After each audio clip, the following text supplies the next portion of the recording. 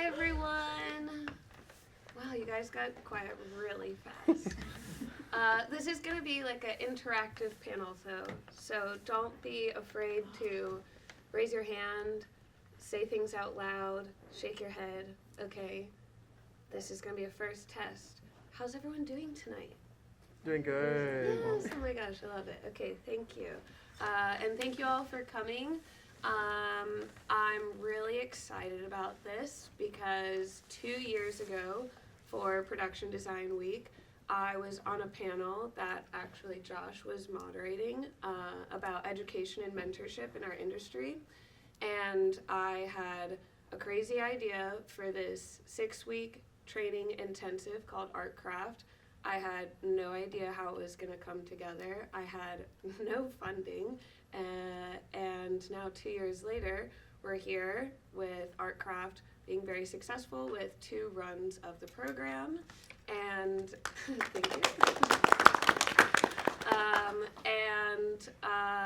Also today is the very first event of our new arm of the organization called Art Craft Presents, where we're going to host events like this, hopefully throughout the year. We also need some help with fundraising so we can continue doing this. Just like 2 years ago, not totally sure how we're going to pull this together, but it's going to happen. Tonight's the first night, so thank you all very much for being here. Does everyone here know what Production Design Week is? I think there's like a mix of people. Does anyone not know what Production Design Week is? Okay, so you guys are all good. Anyone not know what Art Craft is? Okay, we're all caught up. Also here in our photo slideshow, it's all just random nonsense of the art department. It's behind the scenes photos, it's shopping photos, installs, chaos, but it's just to show you a little bit of what the art department is really like, and that's what we're going to talk about tonight. We're going to kind of introduce you to the core roles of the art department, but we also want to help you guys understand the skills that are necessary and how you guys can get started in these positions. Sound good? Yep. And if you have any questions during the panel, you can raise your hand. If someone is talking about something and you're like, I have no idea what clearances mean, I'm now very confused in this conversation, just raise your hand and I'll call on you. And then we'll also have a general Q&A at the end. Cool? Awesome. So we're going to get started with some introductions. If each of you could introduce yourself, but also the title that you hold now, and some of the key credits that you've worked on, and a quick story about how you came into this position. Hello everyone, my name is Joshua Petersen. I'm a production designer. I've done some indie movies, I've done some TV shows, and I got into this job by just starting doing it, and I just haven't stopped. It's kind of like the only job I've ever had. So I started in the art department just as like a PA and worked my way up from there, so to speak. So. Cool. Hello, I'm Kevin Cabello. I work as an art director, and I guess I've done a lot of TV, a lot of movies, open to theater still. Immersive theater is becoming a bigger thing, which also leads into live event. And I work in that because it's like being a great art director from the bottom up, knowing your craft makes you become a better art director. And I got into this because I needed to pay rent after college to finish out my lease. And one Craigslist ad for the Hudson Valley Art PA turned into 2 years and 6 indies in the Hudson Valley during its prime time of like the fall and spring. And they told me, go back down to New York. And I said, I am from there. Yeah, that's not a problem for me. And the rest is kind of just haven't stopped since. I'm Colleen Rushton. I'm a decorator. I've done like indie movies. I've done TV series, and I got into it sort of as a career shift. I was a paralegal before I started decorating, and I moved to New York because I was so bored with working in an office, and I was like almost 30 and I started interning, which was sort of wild, but I like was a professional already, and so I sort of like brought a professional take to assisting, and it helped me sort of climb the ranks pretty quickly. So, you know, again, I started as an intern that was unpaid on a movie, but I got called back on future projects and was able to climb from there. So. I'm Christine Morris. I'm a prop master and prop assistant. I work in mostly film, a little bit of TV and commercials. I got to prop master A Different Man, and I assisted on Friendship, which are just some titles you may know. Similarly, the first job I ever worked on was for free, a music video on Craigslist, and I ended up working in the art department, and from there just busted my butt and climbed the ladder as well. Pretty much similar story. The art department kind of takes the black sheep in and says, come here, and then you get really happy, like, oh my gosh, everyone here is a weirdo and I can fit in, and you just keep climbing up. I think there's sometimes a mystery that you have to have like a rich uncle in Hollywood as a producer to get you on a job, but that's not the case with any of these people, and we all have very good careers. So sometimes just saying yes to those free jobs or the random ads, you know, make sure you're not getting scammed if it's on Craigslist, okay? You gotta be safe too. But say yes to opportunities, and you never know how many more doors that's going to open. I realized I didn't introduce myself. Sometimes I forget to also talk about myself. I'm Cheyenne, and I'm a production designer. I still work full-time in the industry while I'm running Art Craft, and I generally work in independent films and also commercials. I moved here from New Orleans 10 years ago, and I just started driving box trucks filled with camera equipment. The one with the top ripped off that you may see, that was not me, okay? That is a photo of something I witnessed, but I was not driving that truck. But I drove trucks like that, kept them intact, and then once I would arrive on set with the equipment, I would go introduce myself to the art department and say, hello, can I help you with things? And it was usually like, build this IKEA thing, steam these curtains. Really boring tasks, but if you can do that with a good attitude and have a strong work ethic, then those people are going to call you back, and eventually you'll rise up the ranks. And will you guys also talk to me about your education experience? If you went to college, what did you study, and does that actually help you in your art department career now? And can you talk to me a little bit about what those key skills of your role are and how that has related to your educational journey? Yes. Josh?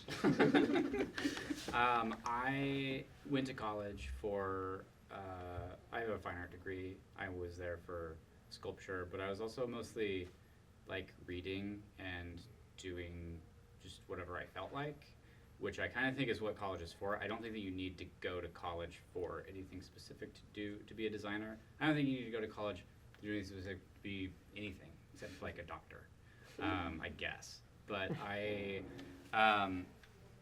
think what I learned about like the way that objects interact with light is something that didn't come into play until like way later in my career when I was really thinking about that. And I mean, some of the like studio skills that you learn are they're applicable, but it's more like it's like brain practice. I mean, you were in school and had like studio time, and there's a lot that you can learn from it, but it's not necessary. I don't think that there's like the barrier of entry into like what we do is not necessarily, there's no real gate, and there shouldn't be, and you shouldn't think of it that way, because really at the end of the day is, do you have like an eye and taste, and can you communicate and convey story visually, and even figure out how to do that, because some of it is just wayfinding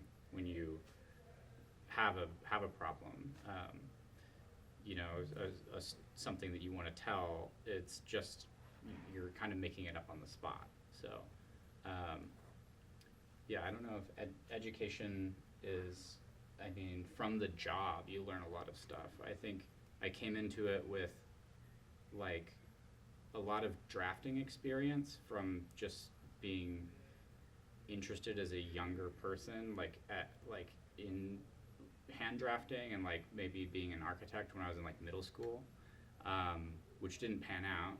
But I didn't really realize that that was a skill that was applicable to the film industry until later. I think everybody here kind of understands that like when you're younger, you don't necessarily know what a production designer is, or that job even exists, and it's like kind of the theme across a lot of us in the industry is that we just didn't know that it was a job until we had it, kind of. But like that hand drafting skill, that was really important when I started like PAing, and suddenly somebody needed a drawing of something, and I said, oh, I can do that, and I kind of got like a head pat, like, no, you can't.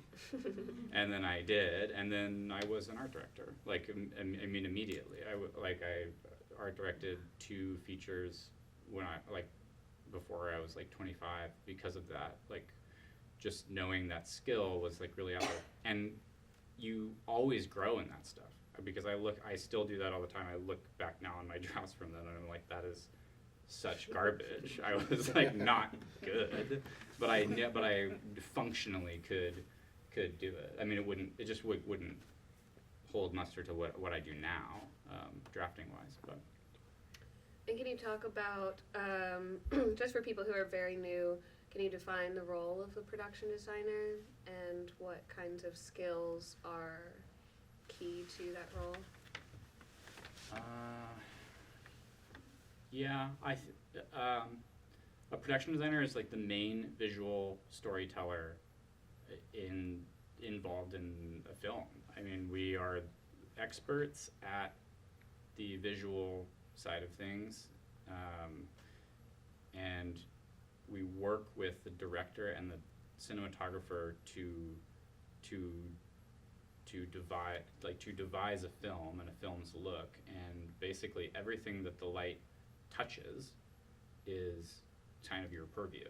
It's you build everything, and you figure out how to stitch the script together with visual language. I don't know if that's too dense or obtuse, or I don't. But then you also are very much a leader and have to help keep that visual style consistent through the many, many people that work for you. Yeah, there's just a lot of people. There's a lot of people involved on both sides, like a kind of above you and below you, so to speak, in terms of like the studio or the producers and the director and the script and writer and the like crew who brings everything to light in all of its various departments. The job that you have there is to communicate really effectively between all of those people, so that nobody is mad and everybody knows what they're doing. You have to be able to say, like, you have to be able to see things in the future. You have to be able to walk into a room that is not what it is going to be or what it is supposed to be, and figure out how you can translate that into what is on the page, or what you've discussed with your director of what the setting of this film actually is.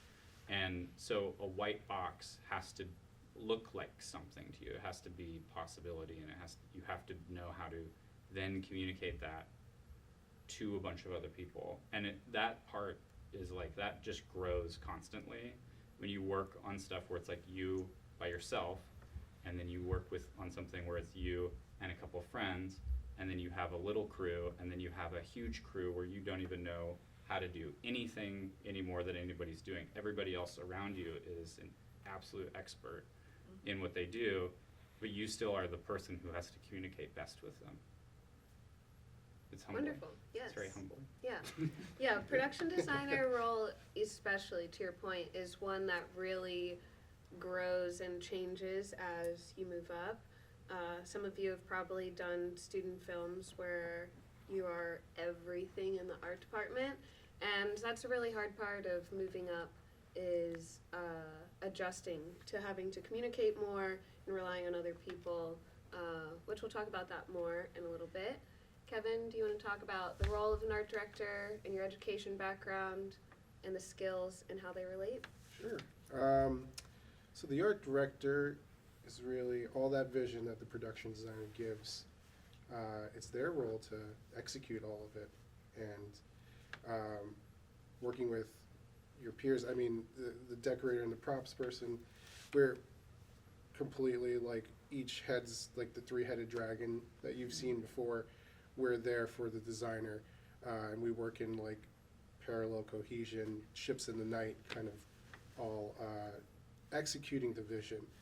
And what the art director gets to overview is at a basic level, like graphics, the office, which is your budget, and your construction and your scenic painting. So those are directly their crew, as opposed to set dressing and decorating. And I guess I was just trying to be like pretty broad about it. Yeah. But for me and my education, I touched it really quickly.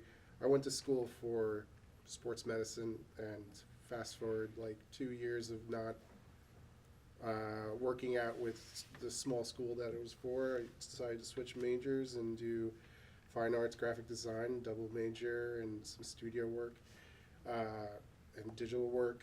And when I took that Craigslist ad for $125, $100 a day in the Hudson Valley back in that time range when that was the rate, which was like so much money to me at that time, which is crazy now. When I interviewed, I talked about those skill sets, and that designer was like an NYU grad production designer, first AD boyfriend combo with this line producer. They were in the Hudson Valley all the time. We did 6 indies together throughout the course of those 2 years, and they kind of showed me where I can apply all these skills, everything I learned from doing graphics. In my fine arts practice, I was comfortable with power tools, and I knew my way around like blending and painting and all those types of mediums, so that it could kind of be a Swiss Army knife to this small 3-team art department that they were doing with these small budget indies. And I guess from there was, I'll just keep it short so we can keep going down the line. Okay. So I did not go to college. Out of high school, I had to just like start working immediately, and I found that the things that I really enjoyed were things with my hands.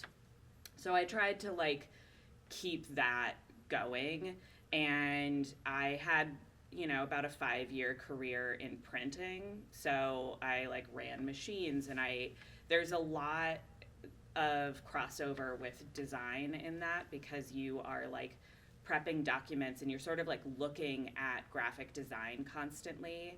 And I think that was one of the first things that interfacing with people that were dealing with print production was something that like it really tuned my interest. I was like, I want to be in a more visual world.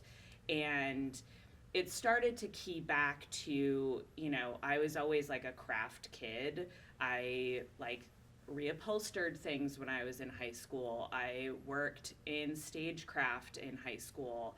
And, you know, somebody that I went to high school with, like, went on to be, he's like a big art director on Broadway and has done like a ton of really big stage sets. And I knew, like, that was what he was going to do when we were in high school. So he like led stagecraft, and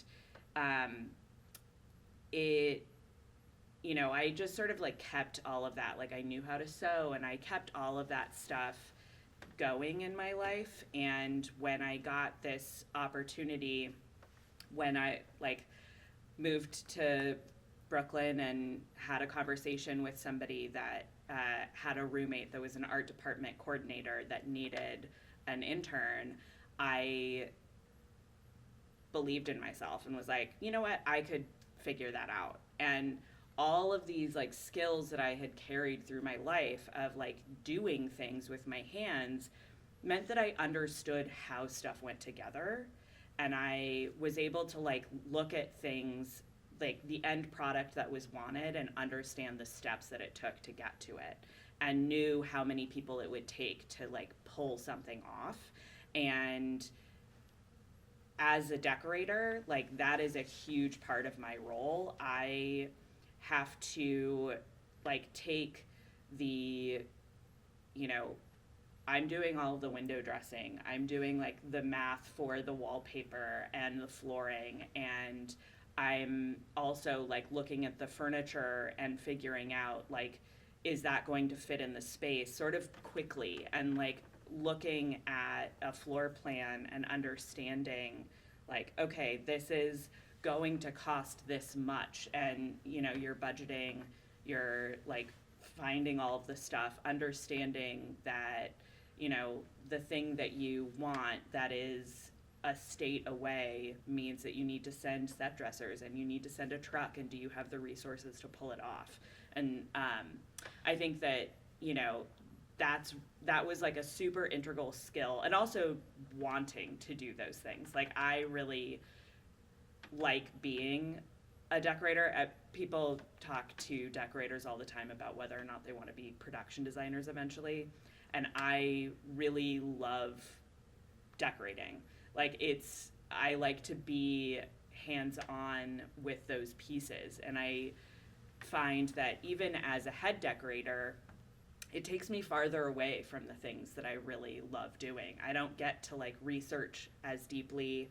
I don't get to stay in contact with like the pieces of it that bring me joy. And so I think that's a big part of getting to where I have gotten, is that like I've kept in touch with the things that make me happy.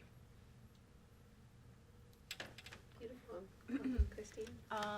So prop mastering, basically you're responsible for any objects the actors interact with, as well as some, you know, watches or rings sometimes, and also food, any food is consumed. And to piggyback on what Kevin said is, we work all sort of in parallel, but underneath the production designer to execute their vision. So I will always reference their lookbooks, etc., and make sure my color palette is in line so that the entire film is more cohesive. As far as schooling, I was a communications major, so my final year of school, I knew I wanted to work in film. So I took a handful of film and TV classes, but that was not my focus or my major. And I learned tremendously by doing, just being in the field, being thrown into things. And also similarly, I was a pretty crafty kid and was like rummaging in thrift stores from like 12 years old on. And I just used a couple of pieces that I bought in my teenage years on a film now. So I had the bug early on, I guess, without totally knowing it. Amazing. Are there any questions so far about the differences of these roles and how the art department functions on this kind of broad scale? Okay, great. A show of hands, how many people have worked professionally in the art department? Okay, cool. A mix. Awesome. I always love hearing people's stories with the art department because, we often just stumble into it and come from such a wide variety of backgrounds. And there is usually a love of being tactile and being with our hands, and I think we all also love chaos a little bit, right? Yeah. Yes. The art department is chaotic, and I mean, sets are chaotic. Film industry is chaotic because you have restrictions around time and money all the time. Even huge Marvel movies, the biggest movies, the Oscar winners, they also deal with time and money issues. So I wanted to hear from you guys about your tools for staying organized in the chaos. What do you do to help keep yourself organized? When you see a script and then you see a film schedule and there's a lot of things that have to happen in between reading that script and actually being on set and executing the world. So what are your key tools, Josh? So, like, as a designer, my first task is when I read the script, it's already being organized by me into something, and it's not necessarily like a tool, but it is like I start building like the language that we use around the film to communicate certain things, and I start organizing things visually in reference images and what pulls everything together into like my boards, like my design deck for something. And the importance of that document is that you're taking the script and turning it into the visual script, and you're the first person that kind of gets to do that.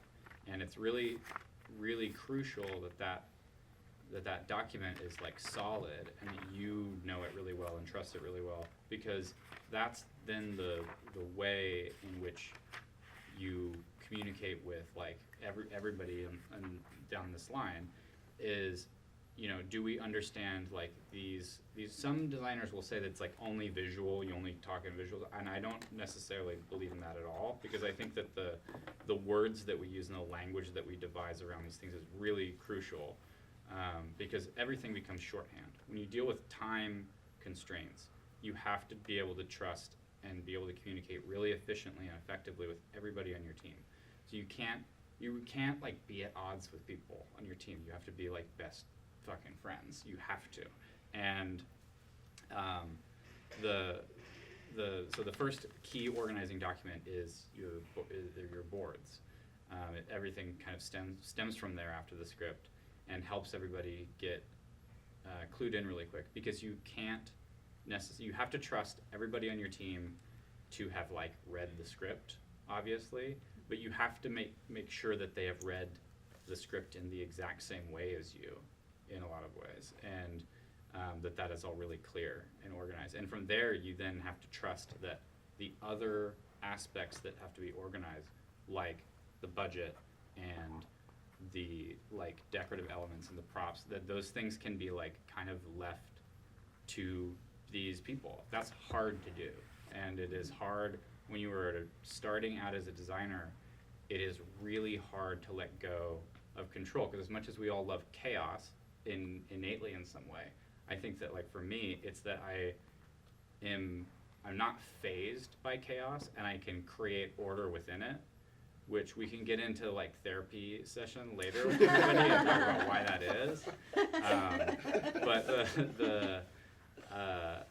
I mean, that control is then something that you have to give up when your team grows, and it is hard to do, but you have to trust these people to execute like alongside you. And keep everybody's morale up at the same time. I think for me, as an art director, by the time that the designers boards come out, first thing I get when I'm reading a script, I'm doing the script breakdown, and that translates to so many other documents from there.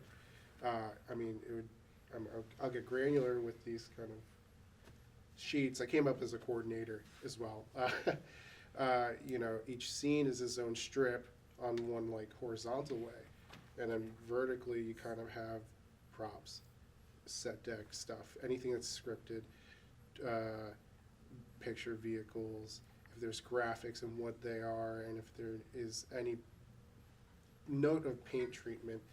From there, you can kind of get like a percentage of each scene that is in the script. Okay, like this one household is 75% of it, but this one, what seemingly would be a huge set to build for us, is actually only like 1 or 2 scenes. That's like less than 1% of the script.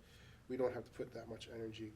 From that set list that you create from that script breakdown, now you know what is under your purview and your teammates' purview, and you're able to have the the conversations without stepping on each other's toes, and respectfully like holding space for everyone's creativity at the same time. And you know, it just brings up natural conversations and getting the ball out of your court, essentially. Like once you do your own process, everyone has their own process, and under digesting a script and knowing what the project essentially is, from there it's kind of like, okay, get the ball out of my court so that there's no one's waiting on me. So from there, I think it just trickles down then into the ceiling number. At the time that the art director is invited on, we have a number that we're working within and trying to take those percentages, break it out, and labor. And I was taught like 2/3, 1/3 rule, which is, I think I try to talk about it a lot. 2/3, 1/3 labor to materials, if you get a lump sum number, and then 2/3, 1/3 dressing to what we call the rest of the art department, like the construction, scenic, and graphics is that 1/3. And then from there, it's 2/3, 1/3 construction to scenic, and it's all just materials, labor, 2/3, 1/3 rule. I live and die by that, and it's always really worked out, because usually that's where the efforts are. Could you also talk briefly about these other department heads who you work with, graphics, scenic, construction? So, I guess the construction, if it calls for it, if construction could be location stuff that we need a plug for a window, or we really want to turn this hotel room into a New York City apartment because we're down the Jersey Shore.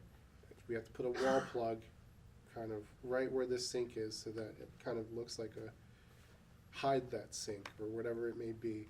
Location-based stuff like that, or we have a whole stage build where we take like the show Black Rabbit is about a restaurant that they've kind of like exposed into a multi-tier restaurant. We did that on the Steiner stage over there, 29 and 30 and 28, and it was right under the Manhattan Bridge, and they made 2 floors and 2 floors kind of right next to each other on the stage, and from there they build it, and all the scenics come in, everything from aging, distressing. You print some graphics out, you don't want to make them look new. You get in there and the scenics can do their magic. You have a picture car that needs to have age, but you need to return it to the vendor looking brand new because, you know, car people are car people. They'll put some water-based wallpaper paste so that it's removable, and then you can build upon that, scenic tricks like that. And they work with this kind of, the mood board that your designer gives you kind of has this color palette tone, and then we're kind of picking out colors and realizing the differences between Pantones translating into paint codes, which is kind of like a non-existent thing. Then you get into the minutia of being like, to the visible eye, like this Pantone cannot be printed. We'll get as close as possible, but we'll be there. Those are the conversations you have. And graphics is everything as real as possible, paper, screens, things that you need to fake or things that you need to hide, posters, pictures, photocomping Rosario Dawson's face onto this family photo that doesn't really exist and putting a dog in there for them. But yeah. And Yeah. importantly, I think for that too, is organizing that photo shoot for that thing. Because there's so many things also, which we were talking about yesterday at our graphic panel. There's like you have to have the actors' photos. You're not going to get them through any traditional means. You won't get, you can't use like stuff from online because it's not legal use.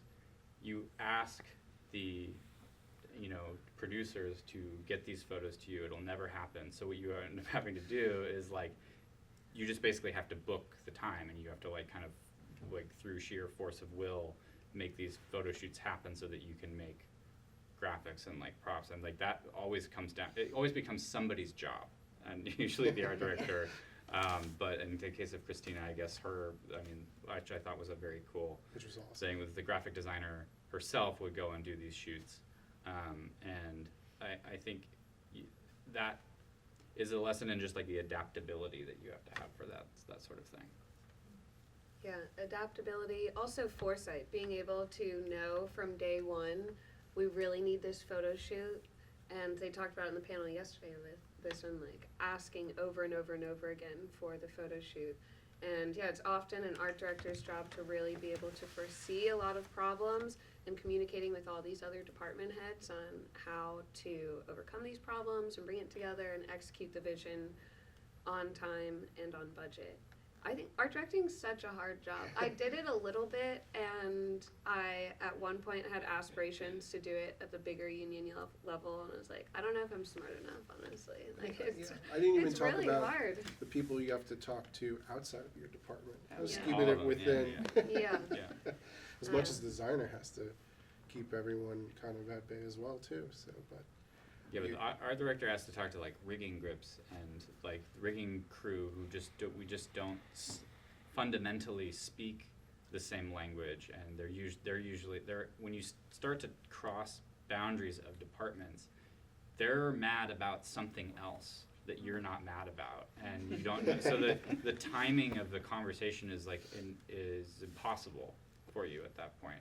And so you just have to be really good, and it's across the board for all of us. You have to have really good people skills, which is unfortunate because I tried so hard to not have to do that for any part of my life, but that's now what I It's very have key. to. Yeah, Very it's super key. You have to be able to communicate things really effectively with people.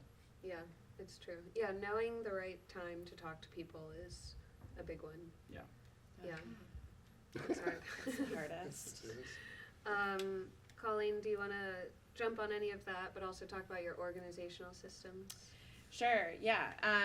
So my process is that I have to read a paper script and I have to handwrite my notes. I do my breakdowns handwritten because it catalogs it in a different way than typing.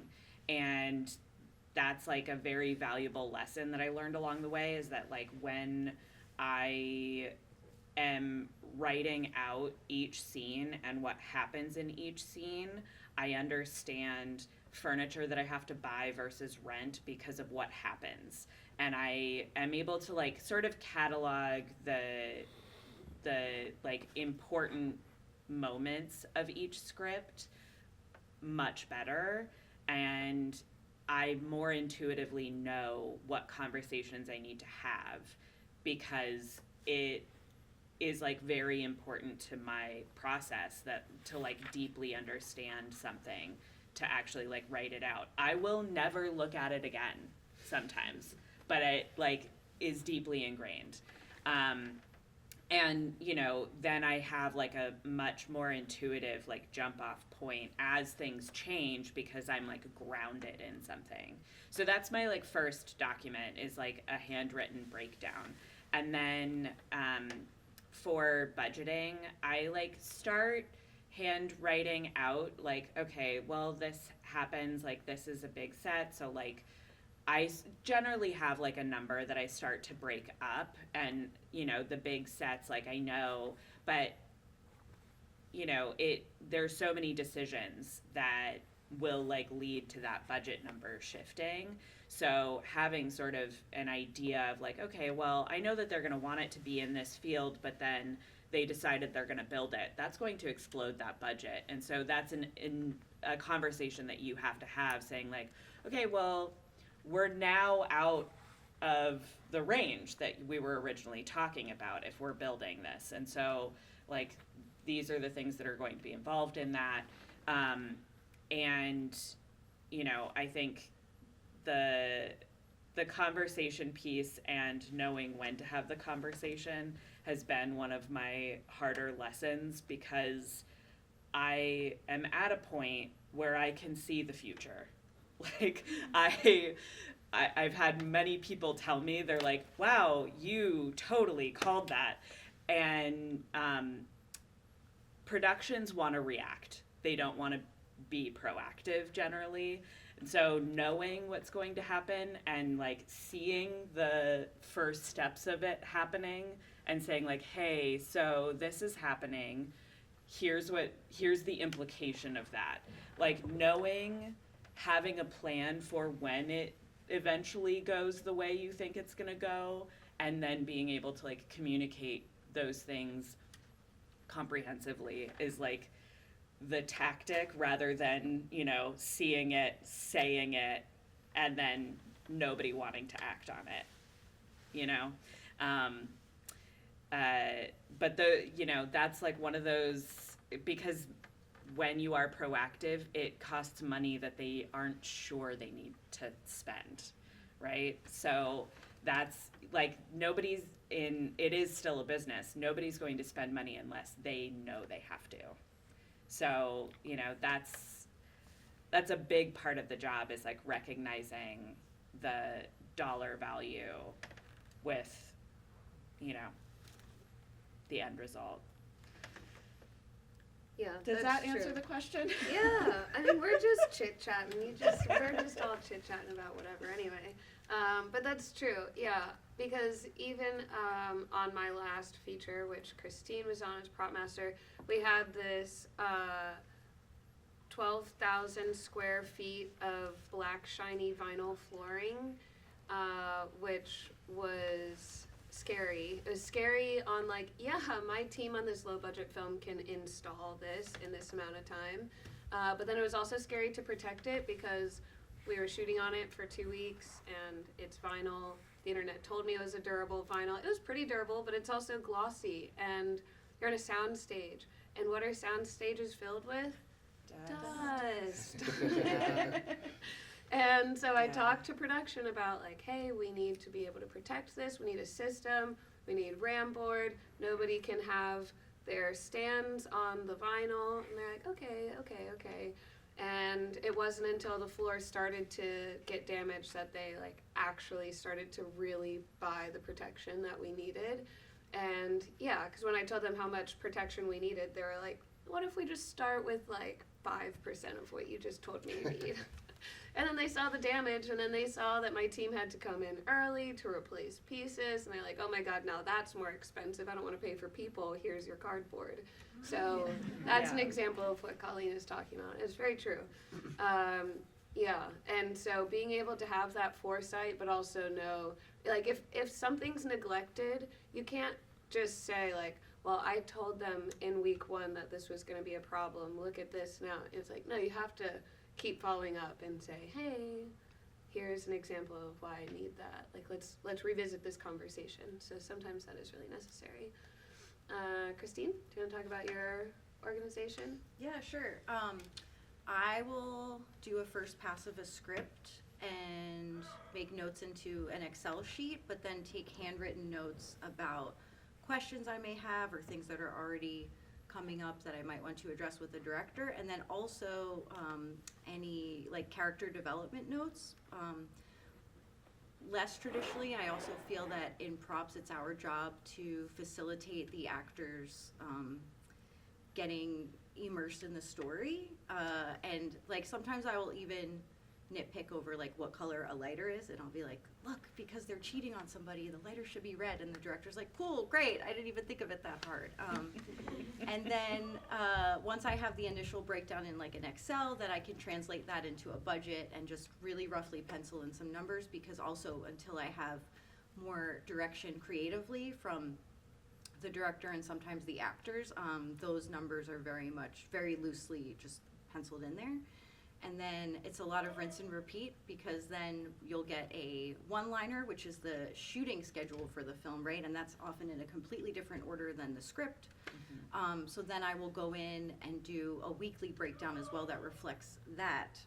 And that really helps me assess like what I need to prioritize in prep also, because sometimes I'll only have 2 weeks to prep a 6-week film, and you can't prep everything for a 6-week film in 2 weeks. So you break it down and you say, all right, I need to prioritize this, and then it's a revolving door of circling back and prepping for other things. And that's why it's also amazing when I have a great on-set team that I can really trust, because I can have for right now I have Caitlin Moore, who's incredible, just have them on set running the show, and then I can focus on the future and the past, because there's also returns. But so it's sort of like a 3-lane highway in my brain at all times. It's prep, what we're actually shooting, and what's coming down the pike. A 3-lane highway at all times, that's for sure. Yeah. Yes. Yeah. And what I love about this is if we had a panel of just production designers or just prop masters, and I asked the same question, there would be some overlap, but everyone has their own process. And I think it's really important for you to know what is helpful in your own process. Like Colleen needs to write things down, and she knows that about herself. And I used to work for Colleen when I was an assistant decorator, and set deck, there's so many things, and like, okay, here's blinds, but also the hardware for the blinds, and there's so many little things to actually execute something entirely. So I had to write down every single thing, or I would forget it, to the point where Colleen knew she couldn't talk to me unless the notebook was in my hand. I'm like, gotta get my notebook, do not speak to me, I will not remember. And similarly, yeah, if it goes in the notebook, I generally remember it. But even just having, when you have that late night insomnia, of like, I think I'm forgetting something, then I can just go through my little notebook and be like, okay, I did forget something, I need to go to the store right now. We do not rise to our goals. We fall to our systems. That's correct, everybody. Yeah. Like, I don't know where this one's going. Like, I don't know where this is going. Also, I wanted to ask you guys briefly, because a lot of you also talked about research in these past couple of answers. Just generally, what do you guys like to use for research? Where do you go? Google Images? No. Anybody? I don't know, maybe. It is. Sometimes, sure. Sometimes. But Google Images is getting so much worse, where now it's useless. it's all just advertisements. Yeah, it's just terrible. I'm just gonna fall out. It's fine. No. Okay, we got you. And I have I'll share. Yeah, Christine. I'm working on a film that takes place in 1989 right now in the East Village about theater performers. So I went to the picture collection, if y'all know about that. It's in Midtown at the big public library, and it's just, it is what it sounds like. It's a bunch of pictures, and you can just write down a few topics you're interested in, and the person working there will tell you what folders to pick out. And it's a really fun way to have like a quiet moment, and it's tactile, and then I just inevitably take photos of those photos. But it's a really fun way to do some research. And I've been using Shot Deck a lot also right now, which is a website that just has still photos from a ton of different projects, commercial, music videos, film, TV, and that can be really nice. The only thing with that is you are taking from someone else's visual language already, so I don't use that as like my number one go-to, but it's very helpful, especially with props, if I just want to show a director like, this is what the Chinese food on the dining room table is, the direction we want to go for. So Do you guys know about the picture collection? It's Yes? the coolest. It's so the fun. Go. coolest, You go y'all. anytime Yeah, you it's want. great. You should go there. I love it. You can go anytime, but also this week for Production Design Week, there's going to be 2 tours. So you can go, and sometimes it's scary. You walk into a library and you're like, I actually have no idea how this works, and I'm terrified. For whatever reason, we do that to ourselves. But now you can go and have someone explain it to you, and you can meet the librarians and see very quickly how wonderful and amazing and like genuinely excited they are to help you. There's one tomorrow and Wednesday Wednesday, and Amber Wednesday. Uncle. Yes. Andrew's doing. So you can go to, and it's free and open to the public, but this tour is also free. You can go to the Production Design Week program website that I think you guys are all familiar with now, right? Yes. And sign up for this tour. I found out about it because of Production Design Week, and now I go all the time. And Jolene is enthusiastically nodding her head because she loves the picture collection because we went on Art Craft. I went there recently, and I was trying to find inspiration of like bugs in design, and I wanted to do like bug patterns secretly in wallpaper, and they had that. Like that was so specific, but they had bug patterns, and I was like, this is so satisfying. But then I also discovered new things that I would have never, it started new ideas for me that I would have never gotten to on my own. So the picture collection is amazing. You should all go. I go there for I go there without an assignment sometimes, which is just, I think a lot of times where I get, so there's like researching a specific project, right? And there's an assignment there. There's also like where you get stuff that's readily accessible for you, and that for me is just like going to the museum and looking at what interests me visually, and then just like living my life like a normal person,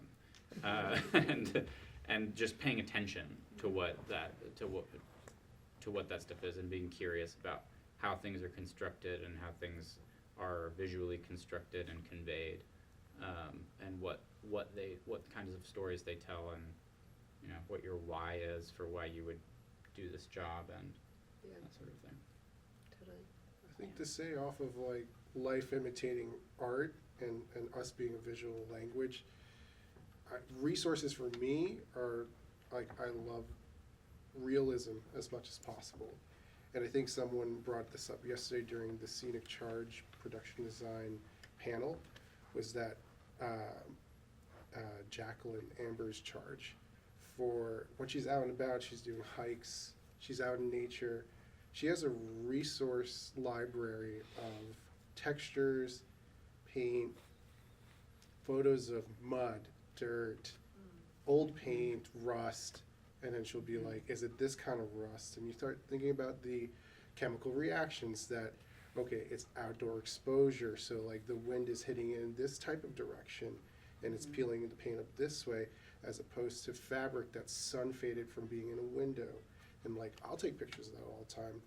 Even if I'm out, looking at some of these vintage stores, I love going window shopping because it is actually so resourceful to me, because I'm going to take these photos of these old textbooks from 1942, and what was the homework like then? Okay, this is what that sheet is. I can use that so that, we don't have to get in trouble with Scholastic, and I can make my own homework for the kids that need to have homework in this school scene. Or the way that packaging was for pre-1940s cigarettes, as opposed to when they added filters, and then you have a 1960s plus cigarettes, and you need to know the difference for that. So your prop master could have this accurate box of cigarettes that is at the right height, because if we can't get the real cigarettes, then they're going to have to cut the tips, put them in the box. Your box should be accurate. And if they show up and they're ready to shoot and the box does not fit, then that's on the art director for not helping the graphic designer get it right.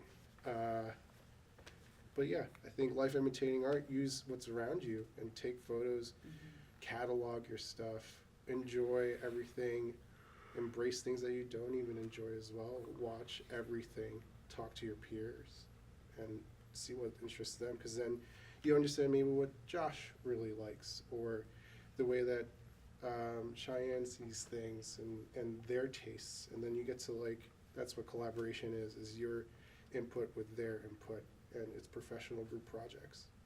Yeah, it is very much a group project at all times. A specific story I have, I was working on Marvelous Mrs. Maisel, and we were shooting, they wanted to do an insurance office, and we were going to a location, And so I like looked up the building and realized that the year that we were shooting it for was the year that the building actually opened. So I like looked back to try and find like promotional like leasing material for like the lobby and what the lobby looked like and what furniture was in there, what the lighting was. And they had this whole very like 60s thing where they had like marble chip pits with potted plants on top of it. And like I became kind of obsessed with that reference. And so I just like pulled all of these images of like the opening of this building. And we got like the identical chairs. We got the identical like flower pots. We like remade the opening of this building. And, you know, that's looking at, especially when you're working on a period project, like looking through history and like seeing what you can discover, like starting just with the location. Like, okay, I know that we're going to this building, like why are we going to this building? What did it look like throughout history? Can we like pull some of that? And, you know, I think there's a lot of archives out there. That was all internet research, but you have to be careful about just doing Google images because people put all kinds of random metadata in images. So you have to like really dig deeper to like go to the actual archive of the like radio that was like the maker of the radio that you're trying to like determine what time it was made and like sold. Because a lot of the makers actually have archives of their products. So you can like figure out when something was produced. And a lot of things like have timestamps on them too. You just like have to look at things carefully. And throughout my professional life, I have like just done ambient research on things that I think are beautiful to like figure out who designed it, where they're from, look at the design trends from where they're from the time that they're from, and like understand the materials that they were using and understand how to identify those materials so that I can see them when I'm just out in the world and trying to like run and gun, because I now can tell you like when something was made by looking at it, because I've just like developed this internal catalog of the materials that were used at what time and where.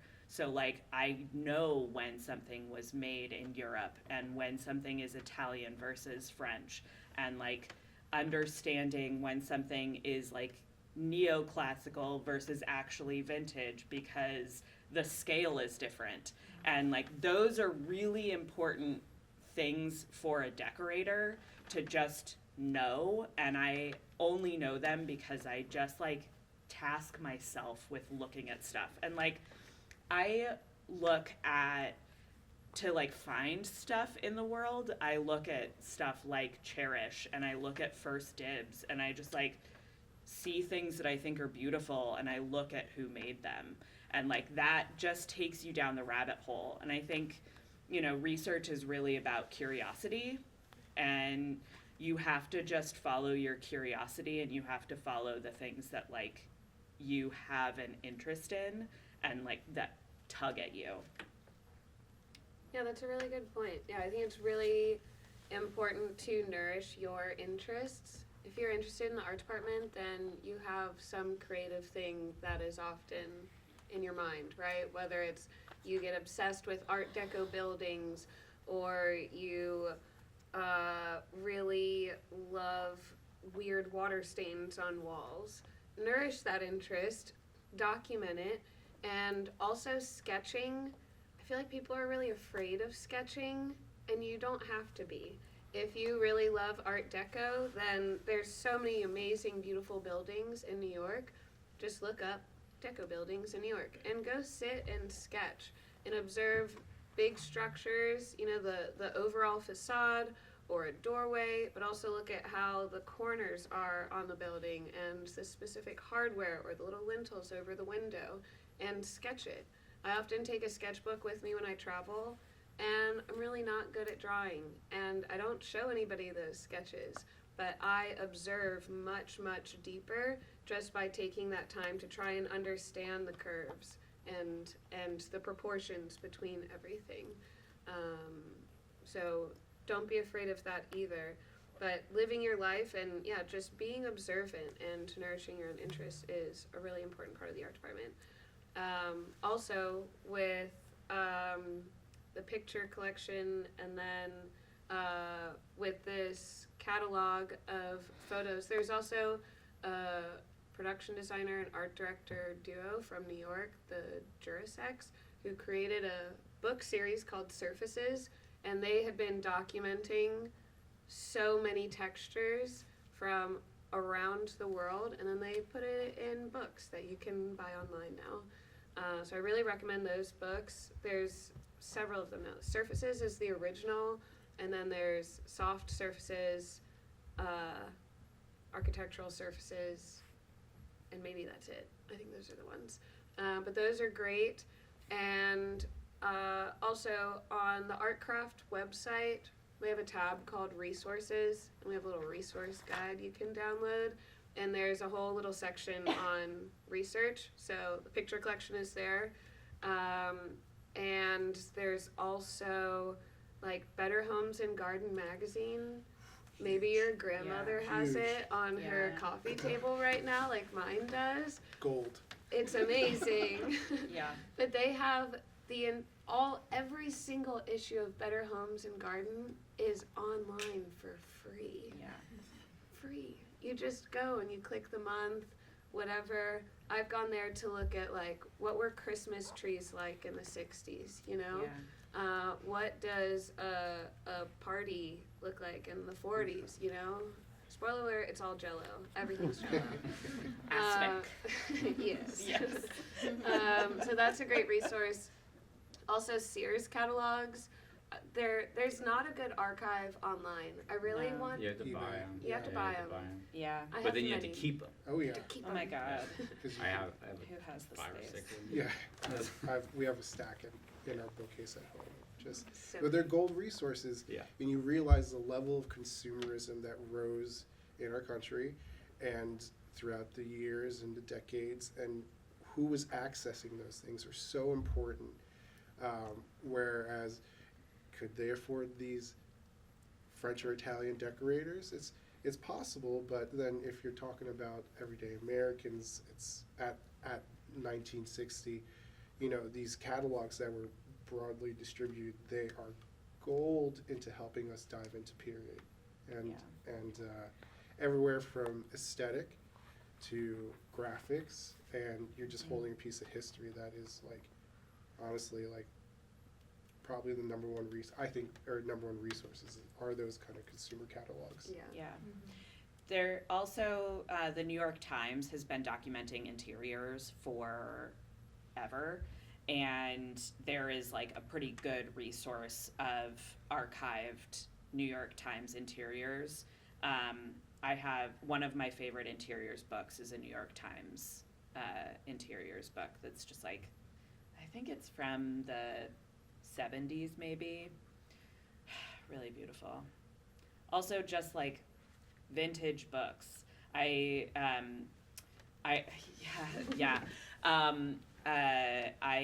have a lot of vintage books on different crafts and on different glass from the Victorian era and on stitching styles from Russia and rugs from along the Silk Road, and that stuff is so valuable to have, because publishing has a much higher level of review before it gets to print, and so it's much more likely to be true. Not saying that everything that makes it to print is truth, but the time dating and the actual like region that things are from is much more likely to be accurate than what people put on the internet, because anybody can contribute to the internet. Deeply fallible.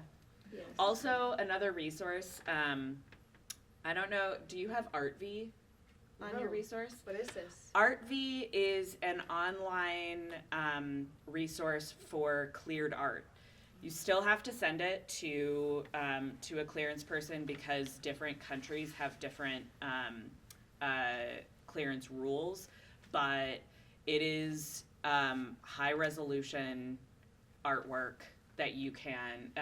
The subscription to ArtV to be able to download stuff is $9.99 a month, which is like very affordable for an art department. But you can also just look at everything that they have for free, and it's artvee.com, and you can use it for research too, to like similarly find graphic styles that you're interested in. There's also on there is like decorative borders that were drawn, and you know, you can sort of like query it and it will give you a bunch of different results. There's some wild stuff, so you can like discover artists on there, you can discover like different graphic styles and then dig deeper. Like it's one of those things that can really like scratch your curiosity and lead you to things. So that's like a newer resource that has been pretty amazing. Yeah, That's awesome. I I've wrote had that down. success with our Yeah. with clearance coordinators, Yeah. and we won't scratch upon that. We should at all. talk about Yeah, clearances. yeah. Let's talk about Let's do clearances. it. Everyone hates it. Yeah. Yeah. Do you guys know what clearances are?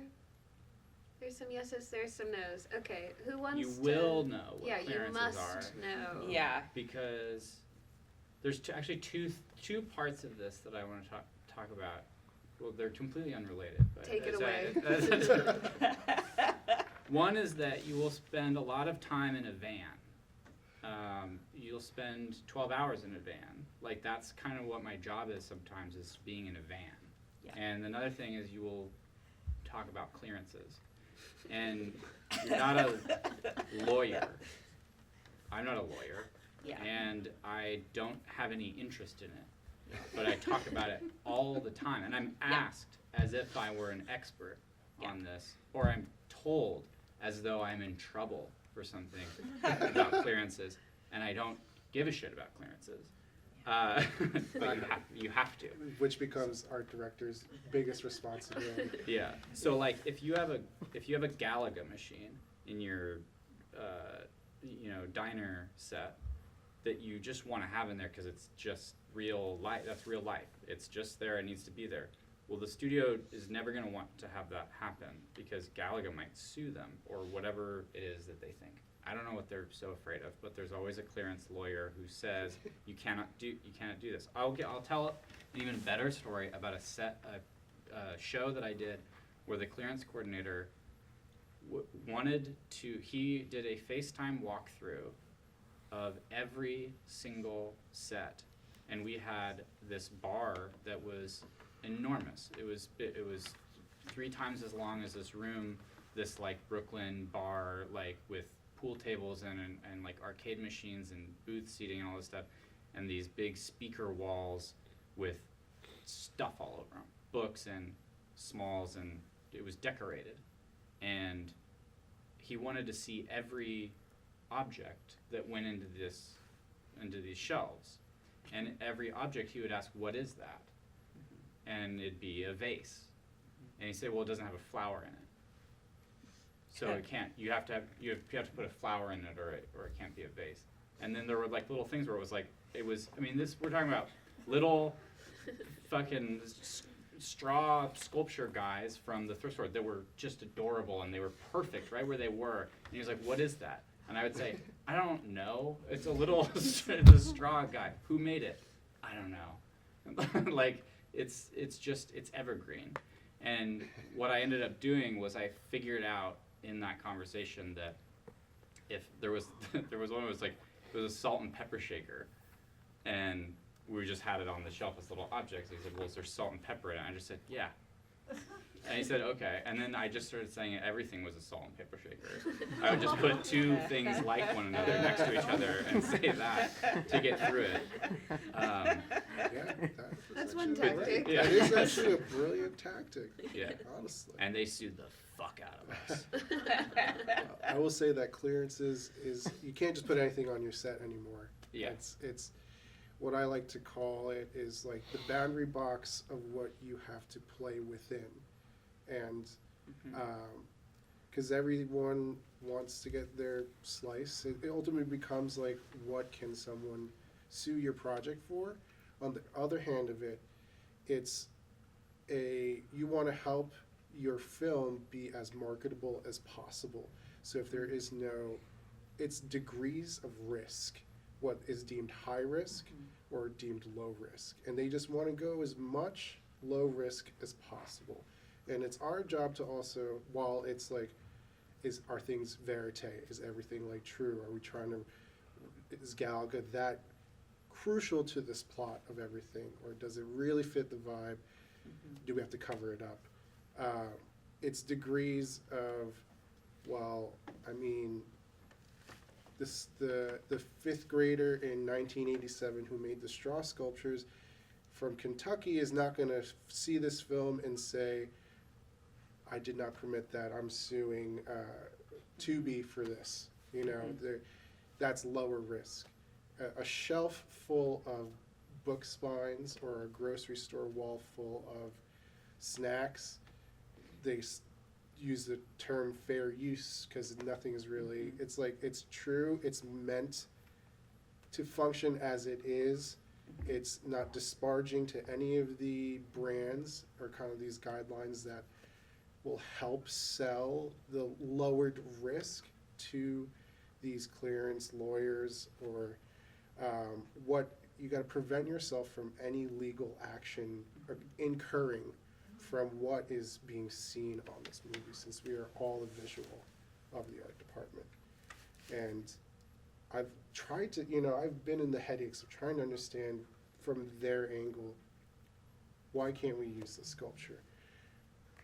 Home goods is too broad, and there's a million artists who submit their work to Home Goods to be at a commercial consumer level. Okay, that's understood. I guess I'll go glaze my own sculptures. And then you realize you can, instead of going to big box, then you can contribute to your small, local mom and pop shops, your friends. You can get you can feed your friends in that way. It becomes this kind of dismantling of consumerism at the same time.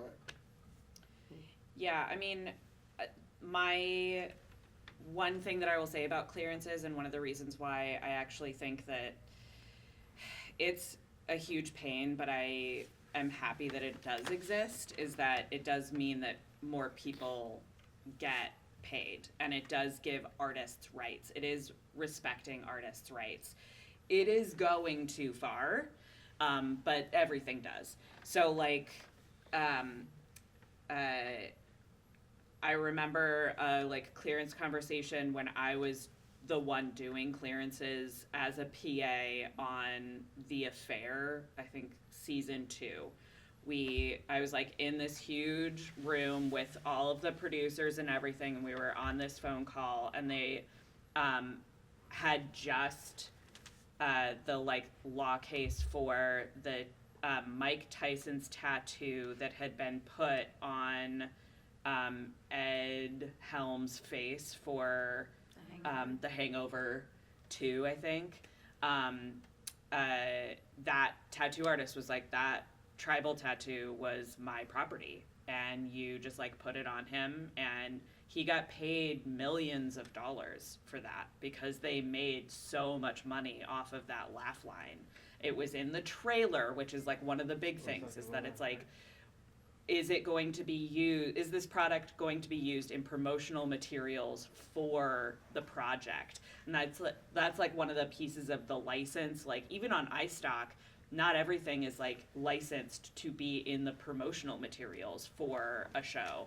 So like understanding that, especially as a decorator using artwork, like I currently am working on a comedy that is like a movie, and it's basically one big chase scene. The entire show is one big chase scene. And everything that I am working on currently will never be seen.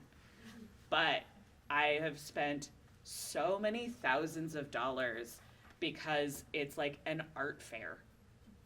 She's literally being chased through an art fair. So it is just panels of art, and everything has to be framed, and everything has to be cleared. And like one of the things, like Scenics. You know who has a lot of fucking art? Scenics. Mm-hmm. You can get so much art from them. And like, you know, pretty much everybody in the like art department makes art of some form. But then, you know, you also do stuff where like I needed pottery. It's like, okay, well, just mass-produced pottery that looks like it's not mass-produced, because that exists, and like that's cleared because it's mass-produced, and like you know, it's easy. That kind of stuff is sort of easy to get away with. So, you know, you have to think about like what's happening in front of products, because everything is fair use until somebody's being murdered with a book, or, you know, somebody dies on a Peloton. You know, like everything is sort of like cool until it's not being used as intended, or is like being or like a crime is happening in front of it. Like underage drinking is one of the big ones. Are there any drugs ever going to be present in this house with any of these things? Like that kind of stuff, you have to immediately be like, okay, so way down the line, if there are going to be drugs on this TV show in this room, like we have to be careful about what's here. And like, you know, that having that foresight, seeing the future is a really big part of like, you know, not causing huge problems. And here is my like number one, every DP is going to ask you for a Noguchi. That is art. You have to pay $2,200 per episode on a TV show to see a Noguchi. For lamps. Yeah. It's not a lamp, it's a sculpture. Yeah. And like, just get a Nelson bubble. It has very similar effect, and the Nelson bubble was like created through the what was it? The in World War II, through like the Army Research Bond, the like materials for the Nelson bubble were developed, and therefore it is all fair use. Wow. Because we already paid for that shit. Oh yes. I love it. Okay, that wasn't a very painful conversation. That was like generally very optimistic conversation about clearances, right? I don't know. It kind of got me excited. I was like, why did he say so bad? It's angles, it's perspective. Yeah, it's all it about directly perspective. affects everything that we do. Yeah. It's a bummer, but it's just the box that you get to play with it. Yeah. But understanding it and makes it easier to navigate, I think. Yeah. Everything is also made better by parameters. Like, anything that is made without boundaries is usually trash. So be thankful for your boundaries. The edit is like where the art is revealed. This is true. I support this. Let's see. I'm gonna take a hard pivot now, I guess, after clearances. So I think this is gonna be our last question before we open it up to you guys. You guys can start thinking about questions. Will you guys all talk about a difficult lesson that you've learned on your journey in the film industry? It could be about when you were a PA, when you went from PA to head decorator, anything. But what is a challenging lesson that you've learned along your journey, and how did you overcome it? How did you move past that difficult moment? Anybody? Okay, I'll start. Yeah. A rule of thumb I love to live by is it's more important to know what you don't know than the information that you do know. And so I work at props, right? I'll work on a movie about a seamstress, and then I'll be working on a movie about a mechanic. And early on, I sort of expected that I should just know all the information in all of those fields, or at least spend the time researching it all. And as I mentioned prior, sometimes you only have 2 weeks to prep a film and you have a small crew, and that is not always realistic. So, for example, I worked on a film called Empire Waste about a high school fashion designer, and I was like really sort of hell-bent at first about giving the actress a lesson on the sewing machine. I haven't used a sewing machine since like 3rd grade. And the designer was like, well, why don't we just, bring in a sewing expert for a day or two? And I was like, it definitely was a little bit of a bruise to my ego, but I very quickly realized after bringing them in that was the best choice for the entire film, right? And the film is not about my ego or, needing to be the smartest person in the room. For me, I truly believe I want to make the best product possible. And that also comes down to collaboration and understanding that, I prefer to collaborate with people, and I prefer to check in with my assistant about ideas that they may have, because at the end of the day, I only have one brain.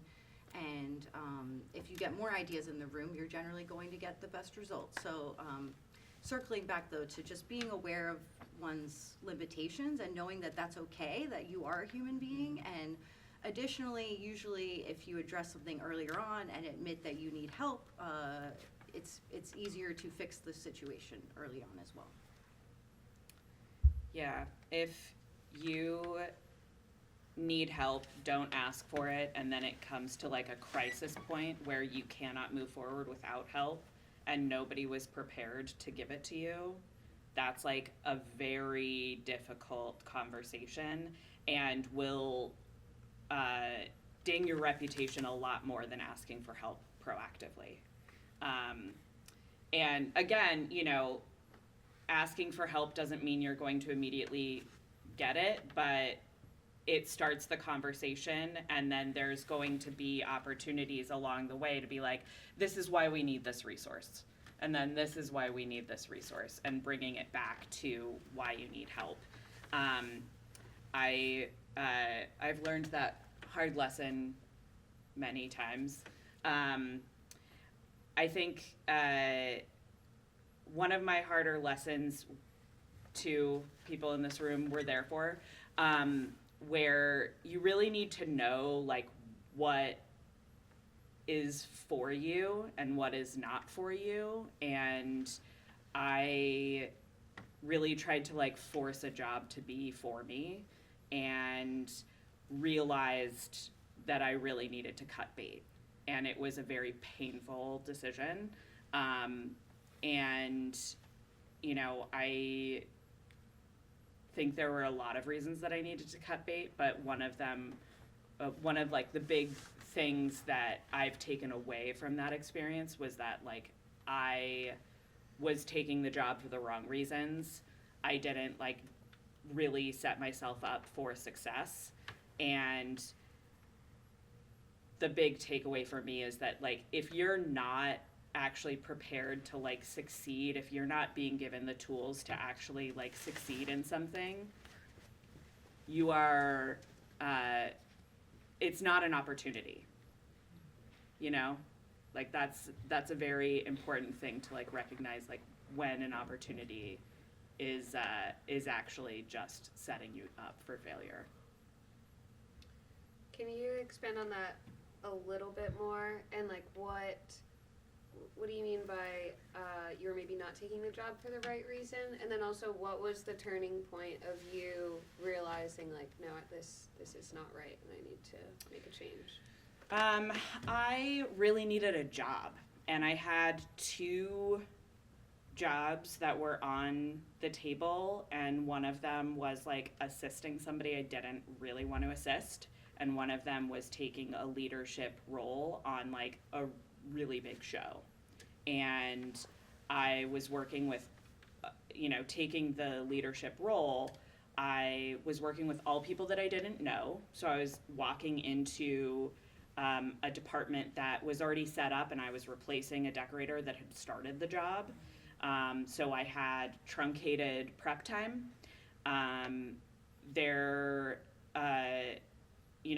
walked in thinking that a lot more prep had happened than did, and I didn't do my due diligence in the process because I was like sort of hungry for the opportunity that I didn't look deeper into like who I was working with, what research had been done on the project, and then everybody involved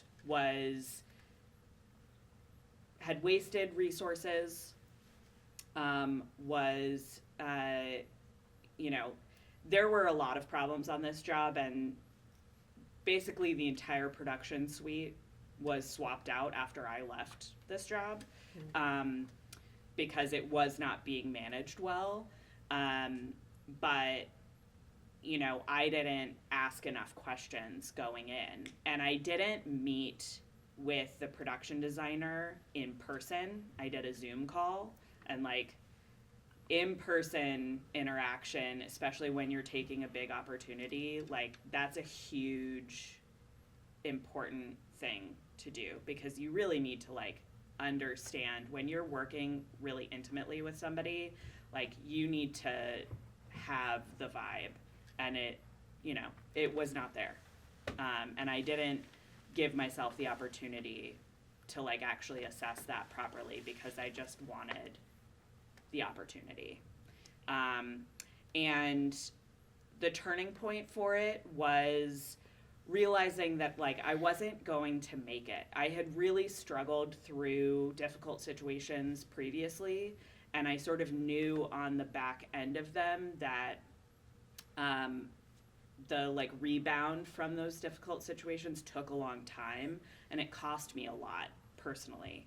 And when I realized that the personal cost was going to be too great, and that I like literally might kill myself instead of actually like thrive the way that I thought I could going into the project, only like a couple of months in, I realized I had to make that call. And that call like meant that my entire crew got fired. Like, there was a huge repercussion for it. But at the same time, I think everybody involved on that job sort of saw what was happening and sort of understood. And I think it's been like a huge learning experience. It was very painful. But, I now have a much better sense of like what I enjoy doing, what I'm truly like interested in doing, and how I want to interact with people. So, big life lessons. Yeah. Failure's one of those big ones. Yeah, it's tough. Sometimes really chaotic bad productions can bring out your demons and your struggles, and it's really, really important to take care of yourself and to have your own tools to comfort and reassure yourself. Therapy is important.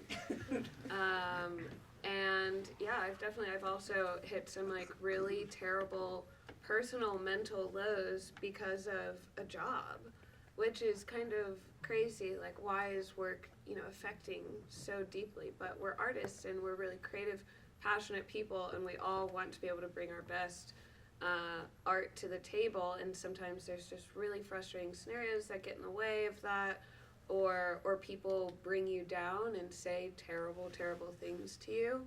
And eventually you kind of grow a thicker skin over it, or learn how to not take it personally, and it's like, okay, you have some problems if you're saying that to me, and I also now trust and know that I am not, whatever I'm being accused of. It's really important, and if you do not have the tools to be able to protect yourself in that way, your mental health is more important than any job. And if you need to remove yourself from a job because your mental health is being severely affected, that's okay. It's very important. Kevin, Josh, difficult lessons on your journey? Use the bathroom before you come to panel.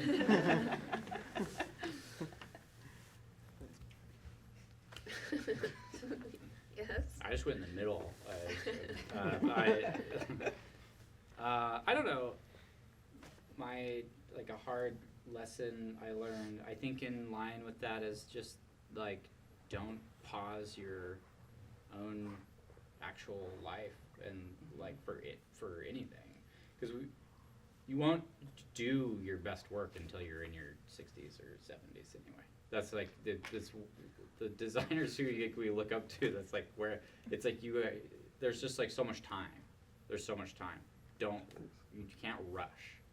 You shouldn't rush things. There's no point. You shouldn't rush into a job that you're not ready for, because you can fail at that. You should just do the jobs that where you're at and what you prepared for, and that type of growth is much better. This is the thing though, is I think that now the industry is way different than when I started. Yeah. I think that that's really good, and I think everybody should just keep pushing it to be better, and it will be, because I saw it become different immediately. The people that I worked with coming up were abusive and weird and scary, and would throw stuff at you and be really, really mean. And I think I've never taken that out on anybody in that way, in the same way that they were doing, because the people that they worked for were even worse. It's just not, none of that's worth it. And I see now, like, people in the department are like, have boundaries with stuff and ask for like, I'm not gonna work tomorrow, it's my birthday or something. And I'm like, that's amazing. It makes sense. Yeah. You will never take a vacation if you don't schedule it. Book it. Book it, no matter what. Keep it. The jobs will come if this one doesn't work out. Like, you know, it's your happiness and your life. You're a student of life. You'll always grow. Yeah, I always have one when I get back. Like if I go on a vacation, I just always Yeah. have a job when I get back. And then you have been able to go somewhere and be completely uncoupled your mind from whatever it is that we do. And Yeah, and actually on that note, last year I was traveling in Europe for a month, and I was really excited about this. And I was in week 1 of my vacation, and my agent called me and said, hey, we've got this movie. It's a little bit bigger than the budget that you normally work in. It's like, could open up a lot of doors if you get this job. Like, okay, cool, well, when would I start? And they said, this Friday. It's like, okay, but I'm on vacation. I'm in week 1 of 4. I've also invested a lot of money into this trip already. Like, I don't want to do this. And my agent was like, I don't really care. You should still take this meeting, because if you get it, I think you really need to say yes. And so I had the meeting. It went very well. They were like, cool, can you come to Miami in 3 days? And I said, I'm sorry, but no, I'm on vacation. I think you guys are really cool. I really like this script, but I really need this vacation right now. And they're like, okay, respect that, whatever. And then Friday of last week, I got a call from my new agent who respects my vacation time. And he said, do you remember this script you read last year? And I said, yeah, what's happening with it? And he said, it was never made. And now they're calling me, and I'll have an interview soon because they remembered me, they liked me, and now they want me again. And I'm really happy that I still said, no, I want to be on this vacation. Thank God. I would have left the industry if I came home from Europe and was in Miami and then the movie shut down. I would be like, why did I cancel that exactly. trip? Just book it, just go, Yeah. Don't look back. Yeah, and so, and those producers, they didn't judge me for prioritizing that vacation. They still liked my ideas, and I was respectful about, how I went about everything, so that was okay. I'll say my difficult lesson that I learned was I started out very small, like when I was in New Orleans before New York.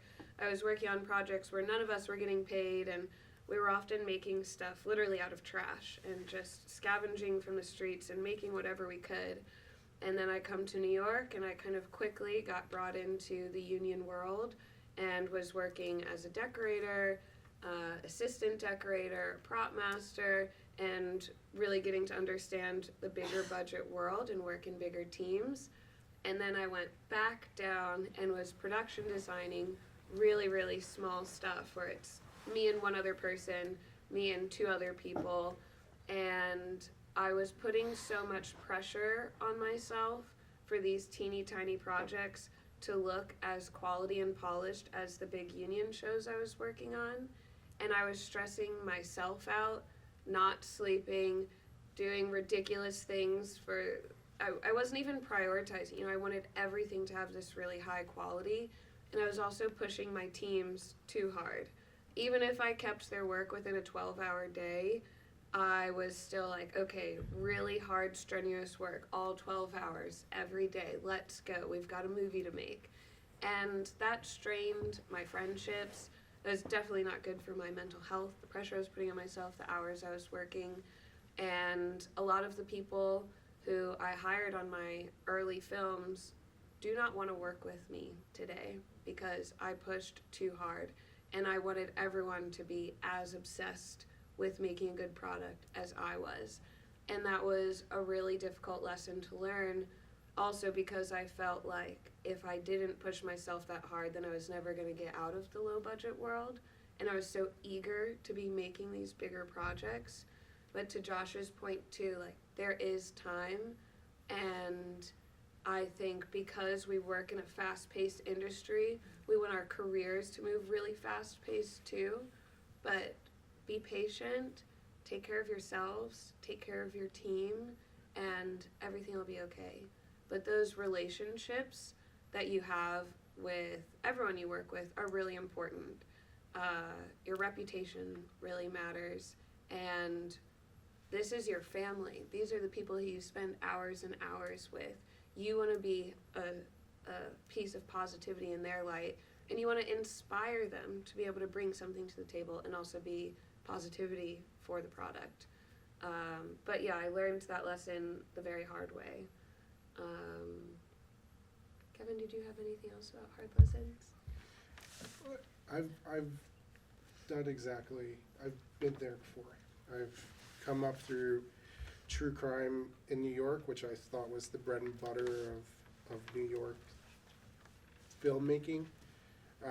So you're spanning like every decade, area, time, small teams, and I've pushed too hard for small teams before, but I've carried people and fostered people's kind of like lift-offs as much as they can. I believe in like coming up together, but sometimes, if you want to thrust responsibility onto people, you got to make sure that conversation is had and make sure that everyone's on the same page of what their goals are versus what your goals are, and if you're trying to imbue something through them, that it's aligned with what their goals are as well.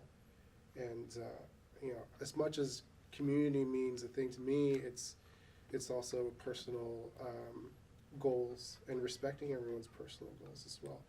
But also it's on other people's lives as much as your own life, like, and your own career. It's about making sure to not like burn bridges, and knowing that like years can go by and people could have remembered you for something, and it's about kind of like making sure that every bridge is good, or walking away leaving a good taste in people's mouth is, even if you don't want to, it's about kind of making sure that you can squash things down the line as well if you need to, and things will follow. But it's okay if they are bad. You'll have so many discouraging moments, but persevere, and that's where they say like New York can chew you and spit you out. Like, just persevere through it, it'll get better, it'll snowball, and you'll get more and more chances throughout it all. But making things good is also very, very important. Yeah, I'll add to that I'm a bit of a broken record. I say this a lot to people, so sorry if you've heard it. But you meet people at good times in their life and at bad times in their life. And when you are working 12 hours a day, life is a part of every day. Like, you are seeing people at their highs and lows, and like, somebody that was terrible on one job will be better on another job. And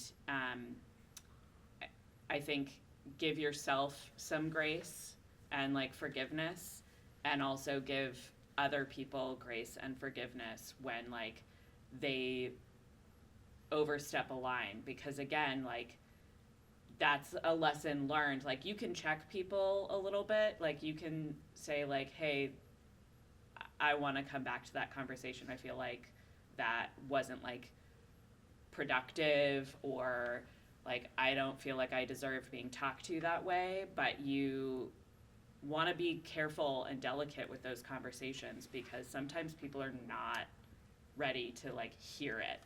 And you know, you just have to remember that like the arc is long, and you can like have that conversation a year or two down the line, rather than having it in the moment too. To just like realize that everybody's under pressure. Just be like, hey, like, that wasn't cool, but be like cool and quick about it can often like really alleviate a situation. Be like, I'm ready to move on, are you? Like, that can like really trespass some of the difficult times. Definitely. Okay, we have about 20 minutes left. We have like 18 minutes left. Questions? You up front? On the topic of like hours and vacations, I'm an art director in advertising, so I'm used to like a little bit more of a like traditional corporate work style, but I'm looking to transition to something more hands-on. I'm curious, like, are all of the jobs in the art department usually freelance? What does that like lifestyle look like? And then when one job ends, like, what does that look like looking for your next project? Yeah, everything is freelance. You work for yourself, and it's a blessing. It's scary. I think it's really scary when you transition. That I've never had a job, so I don't. I like want to ask you what is it like? What is that like? Yeah. I do understand that it's scary to not have security, because all I have to do is remember when I started, and it was like the job was on for however long, and it was like, oh my god, I will make rent this month. And then afterwards, it's like you freak out, like, oh my god, the phone is never gonna ring again. And it hasn't. I haven't worked in so long, and so I mean, you just have to trust that you're in an industry that does continue moving. I think I'm saying that even after the last couple of years were particularly difficult with the like downturn from the strikes and the kind of industry-wide recession, essentially. Yeah. But at the same time, we're all here, and it will continue to be like a growing field. And if you want to do it, you will. That's kind of the like overall of that. And in terms of like vacation, it's really nice to not have to ask permission of anybody at any time. And those long breaks between work become this like huge benefit to your life. There's like incredible things you do. It's really nice to be able to go on a vacation somewhere and be there for as long as you want, or just kind of like explore something that you might not have the time to do if you're working. Did that answer all the parts of your question? Yeah. I would also advise one of the survival skills of like transitioning is to diversify. So like take any job that is like in the realm, because for one, when you're transitioning, I think like openness is kind of the only way that those opportunities like really arise. Like you need to have conversations with people, be open to things that don't necessarily seem like they're the thing for you because they could lead to something, and you might meet people that are your people that you can like really collaborate with, and you guys can grow together. Like, you know, you have to like be putting stuff out there and having the like conversations about the stuff that you want to do that you're maybe not doing right now, but you like know you can do. Because that's how a lot of my opportunities came about, was like I just told people I was a decorator, even though I was a PA. But like that, like nobody in the film industry is like surprised when you have transitioned to something else, or you're like climbing the ladder, because it's the structure of it. Like you are only really like bound by like your sights. I'd love to piggyback off of that. Manifesting, talking on set, being like, I'm a decorator, I'm a graphics person. Like when Josh is booked and he is declining other work, he remembers, oh, Christine wants to be a scenic painter and they're looking to staff up on this crew, so I'll let them know that Christine is doing that. Or I always remember that that person wanted to be a props person, so I'll recommend them, or something like that. Manifesting on set amongst your peers and saying what you want to do, what you don't want to do. People remember that. There's going to be a lot of people you'll crisscross paths in your life, and it's just as fluid as appetite is. You know, like you might want it now and you might change your mind later, but people remember and you'll keep up with them. But diversifying is huge. The transition out, you could start talking to your agencies and being like, I want to move into a more freelance role. That is a thing where you could just take smaller jobs and just kind of be on call. So then you are keeping that relationship, keeping that bridge open. Down the line, when those people move to other jobs or other agencies, I remember you from that job. Are you still working at a freelance capacity? Then we talked about some things here about like the scenic painters have all their own personal work that they can rent and sell onto movies, or renting your own artwork. It is perfect for film and TV. But if you want to still be adjacent to that, all those personal practices are outside of the bubble of the industry of the world. Like art is art. You can go sell your art. I know that's like, easier said than done, but there's, ways of keeping yourself adjacent enough to like keep your interest there and supplement that lifestyle of freelancing. Even if you're rep by a union, even if you're rep by an agent, it's all feeding yourself. And that snowballs eventually. And for me, when I want to be a great art director, so I started working as a scenic painter. I started working in shops, so I know what material to call for, and learning different techniques, and working for other like agencies or graphics places, freelancing that way. Like all these things, I guess in my mind, I'm compartmentalizing it to be like, I'll be a better graphics person, I'll be a better art director, I'll be a better leader. Whether it's like, I'm not afraid to be in a managerial role versus knowing what I want as a manager to be that supplementary role or complementary role. And it goes up and down. I think that's very important of, because you keep getting further in your career, you can only be this. Me personally, I'm like, no, I gotta survive. I want to have a family. Like, I have to provide for more than just me. I'm looking out for like my future and my family's future. So like, that's the most important thing for me. So I will do whatever it takes. I just want to work. I just want to have fun. If you work in an ad agency, like being like ingratiating yourself with like the people that are, if you're ever lucky enough to be working on something that goes to production, like goes to a shoot, and you're around those people, just talk to them and tell them that you want to transition. Because I listen to those people when I'm on set, when I'm doing a commercial. I understand why they want to transition to the job that looks way more fun and is the actual thing that you want to do. It makes a lot of sense, and people just know that, and that's how you grow that network of people. And also, you can maintain your relationships with the agency that you work at if you're doing prop styling for them at their in-house studio or whatever it is. Starting really small and being okay with that is like the absolute way to do that. Thank you. Other questions up top? Sort of in line with that, can you talk about, or any of you, not everyone wants to answer, transitioning from that stage where you're diversifying and doing like every job on set or any job on set to getting to where we are now, where it's like, oh, this is my role. There's so many little, once you get to the bigger budget shows, you realize there's so many little departments within our department.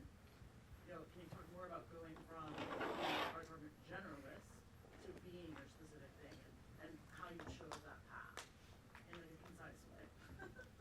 Well, also, I'll say I thought that I was finally just a production designer, but in times like right now where the industry is changing and there are less jobs, but the jobs have also just changed in a lot of ways. But I decorated a podcast recently. I was like, okay, and that's because the podcast industry is also changing, and now they have video podcasts, and now those video podcasts want really nice sets made by movie people. I designed a webinar. See? A sales webinar. There you go. Yep. And it's because I have that background as a decorator, but also the kind of top brass overall picture experience as a designer that someone recommended me, and these podcast people also had no idea how to work with an art department or what the difference between a decorator and a designer was. So there was also just a lot of kind of coaching them through everything, and I had to lean on a lot of my different experience to be able to get through that.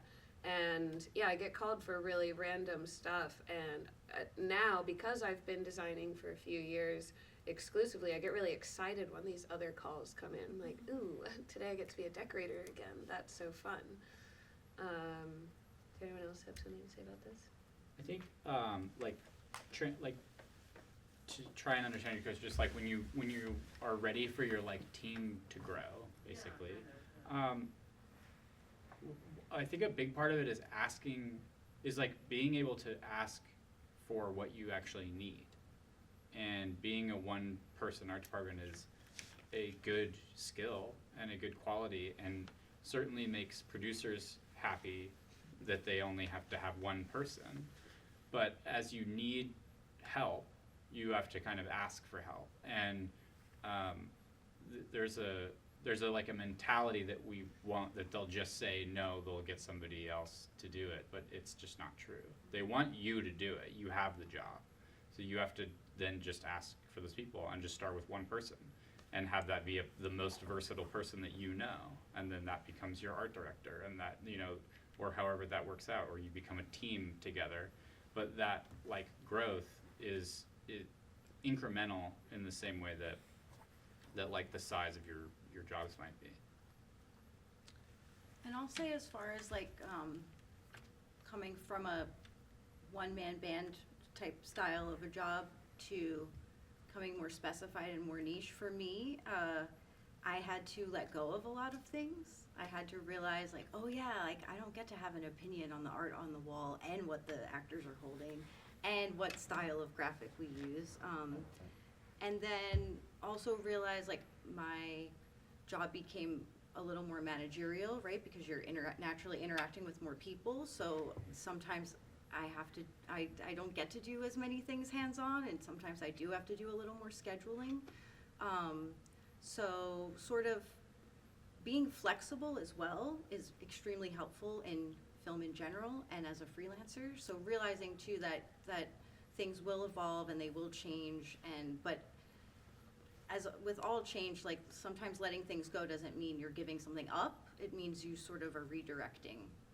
And what I love about this industry is because it's always changing, I'm always learning something new, I'm never bored, and so that's just also part of things that evolve, right, is sort of the dials change on what you get to focus on and specify on, if that helps. I'll also say that everybody approaches the jobs differently. So as you are growing into like your leadership role and you are like fleshing out a crew and figuring out your approach, knowing the things that are really important to you that you want to hold on to and making those like decisions around hiring people that will compensate the thing that you don't want to do, and finding out how to like complement yourself properly so that you're like still supported, you know, you have like trust in the things that need to get done still, but you are still like seeking the joy of the job, you know? Like I love dressing sets, and so like I will always search out dressing sets, and so like shopping sort of goes to the wayside, but I still work at every level of the department, because I actually have found, especially in the last few years, like assisting really specifically like tailors to what I enjoy doing. But I've worked for head decorators that like they shop, and that is like what they like to do. They like to be out there, and that's like the joy for them. And so the like research and making sure that the team is going and whatnot, like that's what I'm doing. And so like, and of course I'm like very capable of doing that. And so it's important to just like know what you need and see those values in other people and make sure that they're like on board with you. You know, I think also in any leadership role, it's important to know that like you don't own people that are working with you. And like Cheyenne and I have had this, like she used to assist me and then she transitioned to production designing. I left. And she left, and like she had a hard phone call to me in the middle of a show where like we were on Christmas vacation, and she called me and told me that she wasn't coming back. Okay, and I needed... also don't do that. Don't jump in the middle of a show. I was being opportunistic, and that was also a lesson that I learned. Don't be opportunistic, be patient. I was really excited about the job, but I'm sorry. And It's okay. Yeah. But that's one of those things where I was like, okay, like I know that you need to do this. Like you, whether it is like a good opportunity for you or not, like the opportunity for like our friendship is only protected by the fact that like I accept that I don't own you. And like our relationship has like grown into something totally different and way beyond that, because like I knew as like a leader that she wasn't mine. And like that's super important, I think. I think that that's also like as we are talking about not working with toxic people, like it is super important to like take that on and know that like trying to own people is a toxic trait, and like being vindictive about them not giving you what they want when like, or what you want when like you aren't feeding them in the same way. Like, so, you know, in general, I think go about it with morality and like open conversations about what you are like really looking for in a team, and again in projects, and you know it sort of happens. It does. We're out of time, but one more question. Who has like a burning question? Like, I really want to know the answer to this. Does anyone have a semi-burning question? Are there any more questions? Yeah, Okay. like, I have a simple one that could just be about a feeling. What's it like when you transition at the beginning of your career from looking for a job to being asked to be on jobs? People are coming to you instead of you looking around the industry. I mean, it feels great. It's awesome. Yeah. And it's also, it's exciting to be a department head and get to have like choices in the work.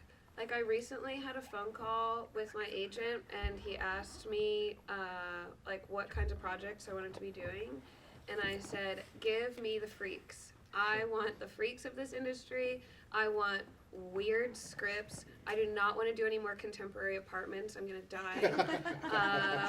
Yeah. I just want to do like weird, interesting, freaky things. And then my agent called me back a week later and he was like, Cheyenne, I have the perfect project for you. Do you want to turn a man into a cockroach? And I said, yes, I do. This is exactly what I want. And now that's the project that I have. And before, you know, I was sometimes interviewing for other things as a decorator or a prop master, and I had some agency in the projects I say yes to. But as a designer, it's just so much more exciting to have, I feel like I have a lot more control over the kinds of art that I'm making, and to me that's so much fun. And that's also what has always drawn me to being a production designer. I love assisting other people in their visions. Like I loved working, I've worked for Colleen as her assistant, I've worked for Josh as his decorator before, and I love being able to help other people see their vision, but getting to like really dig in on your own, it's just so much fun. That's I awesome. hope you get to have that experience Me one too. day. Okay, well we are out of time, but panelists, do you have any short and sweet advice for all of these inspired people as they go back out into the world? This is tying into something Josh was saying, but going slowly and being patient and like building a strong foundation so that you can rise in the ranks like in a sturdy fashion is really, I think, key. Like, I'm a deeply impatient person, but as we went over, like, I was too impatient. And I think, you know, you're not going to build a house on a wobbly foundation. So having, like, sturdy ground, having, like, a lot of people in the industry that you can call upon as you, like, rise through the ranks, people that you can, like, ask questions of, like, how would you approach this? Like, what's this resource? You know, so many of my good relationships are because people know that I tackled something on a project and they reach out to me and be like, how did you do this? And I'm like, okay, so here are these resources. And then they're like, yeah, okay, you're like very competent. And I've like made a lot of connections that way. So, you know, talk to people about the stuff that you're doing and just like build slowly. Yeah, I think don't rush, and I think it's like exactly your question as well, which is like you want it to happen at will. Yeah. You want to be a designer, you will be, and it's so like don't try and rush to that moment necessarily, and don't try and rush to like the job that you think that is, because once you get there, you're going to realize you're going to be sitting in a van for 12 hours, and that's where you have to do your job now. It doesn't matter if you get car sick. It doesn't matter. Nobody terrible. cares. Nobody cares. Others, short and sweet advice? I always say it, talking to my crews, I'm always saying kind of like, the Mona Lisa was never painted in one sitting. And I say that because art takes time. Art, you'll make mistakes. There's plenty of master paintings that have back paintings in them and they've just been blown out in black, and then you have something else there. And the beauty of that comes with like time, growing and feeling and being fluid, and just the flexibility of all of it. But beauty is pain in that sense too, but enjoy it at the same time. But as a painting sits as well, that kind of is maybe like a milestone or a certain thing, and you might want to be like, okay, I want this other painting to look completely different than that, and that's okay. Just enjoy the ride while you're on it. It's you know, you can make a diamond. I'm doing a lot of I just like having fun jobs, like turning shitty jobs that are like not the best deck card like hand that you're given into a fun time. Like go to the monster truck rally at RAP for your art department party, and make it a good time. And go to the county fair and swing a mic into a 100-year-old chandelier and never go back to that place ever again. And I'll say be on time as much as you can. I had a real issue with that in my 20s, and it was a bummer. So be on time and just stay open. Like if you can say yes to the job, say yes to it. I mean, last winter I was getting certified to be a paraprofessional teacher and got an autism certificate, and it ended up getting me a movie, which I like never would have considered. So just be open and stay curious and be on time. Yeah, I think going back to what we were talking about earlier, nourishing your interests and your curiosities is so important. Not every job is for every person. Not every person, even in this room, wants to turn a man into a cockroach, but my background on my phone is a little cockroach. That's how excited I am about this. I'm really stoked. I'm going to really turn him into a bug, guys. Anyway. But nourish your creativity and think about what your interests are and pursue that. Take classes, read books, go on little adventures around the city, because in the art department, even though you're serving other people's art, like there is still so much space for you to express yourself as an artist and your individuality.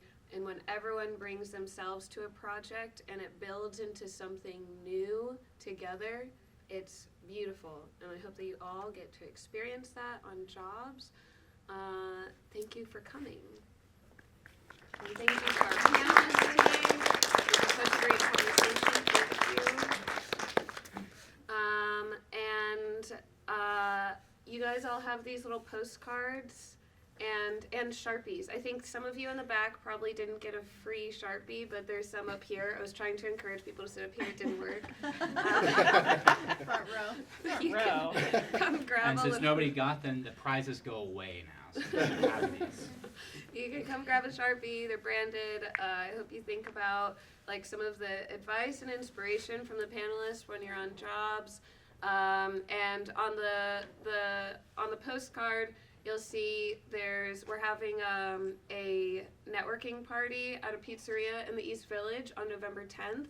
It's open to everyone. We have a special pizza for one night only that me and the chef have been working up. It's my favorite part of the party every year, is just coming up with a weird pie. But it's a lot of fun. We bring people who are seasoned veterans, people who are newcomers, directors, designers, whoever. So come, it's a lot of fun. And on the back, we are having a fundraiser right now. Like I said, we're trying to expand to have more events like these. If you have, maybe something here, you want to hear an entire panel about one little thing that we talked about, tell me, email me, DM me on Instagram. I'd love to know as we're putting together this series. And if you found this enjoyable, inspirational, educational, if you can donate anything, it really, really helps us. If you're like, I got $2 for you, like, yes, that helps. If you got $100 for us, like, we absolutely love that. And if you can't donate anything, that's fine. That's the kind of socialist utopia part of this, right? Is people who have the means help provide opportunity and open doors for people who don't have the means. And that's what Art Craft's all about. So I hope to get to know you all more at some of our future events. And thank you again, everyone, for coming. Yay. Yay.